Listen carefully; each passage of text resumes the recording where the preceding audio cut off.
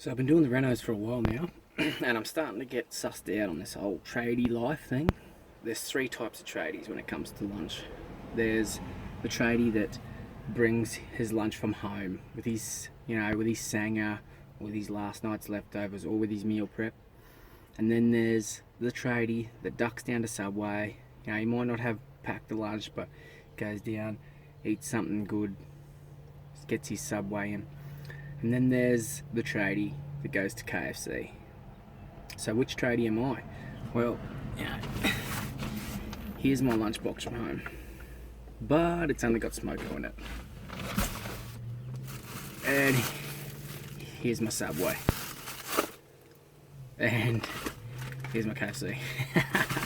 So which kind of tradie am I? I'm a fat one.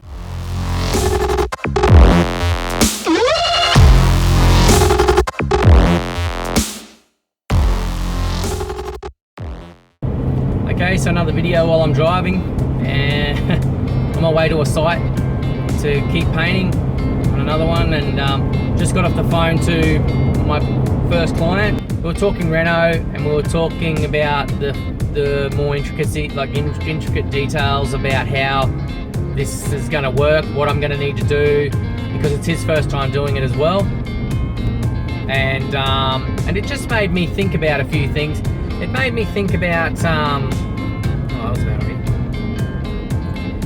It made me think about how these shows on television, these renovation shows, are just an absolute crock. Fair enough, these guys, they've got a resume, they've got runs on the board, the money's in the bank for them, and so, I'm not doubting what they've accomplished, but what does, I guess, shit me, is that every one of these shows it's so polished and perfect, and they have a little hiccup and they might just mention it, and oh no, and then it'll be a lead up to an ad break, and then voila, everything's all perfect again and it's all fine. You don't see the hard work and the hours, the people on these guys, but they have their 23-part series of how we took this rundown shack and turned it into whatever and made $500,000, turned it into a palace and made $500,000. One, that stuff doesn't happen all the time. It happens very rarely. Sometimes you got to be, it's the long game you've got to play. It's not these slapdash and flick it over sort of deals. And slapdash reno, and then you flick it and magically that full amount of money goes into your bank. They talk dollars, but they don't talk about real estate fees and lawyer fees. And, they have their magic checkbook, but for the average Joe that's doing this sort of reno stuff, they don't have a magic checkbook.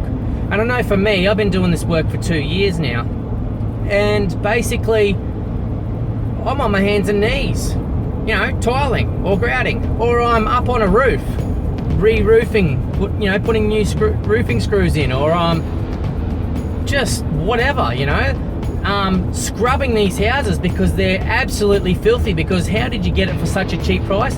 It was a shithole, an absolute dump, and you're scrubbing 10, 15, 20 years worth of these people's scum off of everything to clean it up, and then painting it. And that's where all the effect comes from.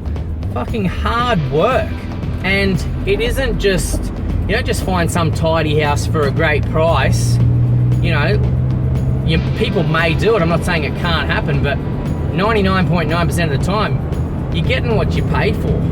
And you got to get lucky and find something that people don't necessarily know the potential of to avoid that stuff. But really, in some of the jobs that I've done in the last 2 years, and so I don't know it all. I've only been going for 2 years. But just in the jobs that I've done, I've cleaned up, rats, rat carcasses, rat shit, cockroach shit. The walls were covered in these tiny little brown dots. The entire house. It took me 3 days of hand scrubbing the walls to get that stuff off, Just things like that, you don't see in these shows. You don't see these people down on their hands and knees, or you don't see them scrubbing cockroach shit. You don't see them taking 17 loads of stuff to the dump, because the house that they bought it off a hoarder, and when he's left all this crap behind. You don't see when you start smashing the kitchen out of one of these country, a rural property that was infested with rats, you don't see the red belly black snake that comes out and bites old mate, the freaking labourer, on the foot, so that he's got to be airlifted to hospital. That's actually happened, by the way, to me, and on a job that I've been on. So, like, what I'm getting at is, these shows are an absolute crock. That if you really want to know what it's like to do this stuff, you have to find a way to do it. You just have to do it. It's not going to be as easy as you think, and really, it's not going to be some neatly fucking packaged, well presented, lovely little experience that you can just bundle up and put on a television show that has a happy ending. It may have a happy ending, but that's because you put your blood, sweat and tears into making it a happy ending. Okay, so don't ever be fooled by any of these shit on television, because it's exactly that, shit. And it's just designed to get you to fucking watch it and sit there and think, wow, I'm gonna be a property developer too. So anyway, that's my truth bomb for the day. So if you keep watching my channel, you'll see what's really involved in doing this. And that's it, warts and all. I'm not going to glorify it. I'm not going to try and big note or anything like that. I'm just going to be doing it, and you'll be seeing it as it happens.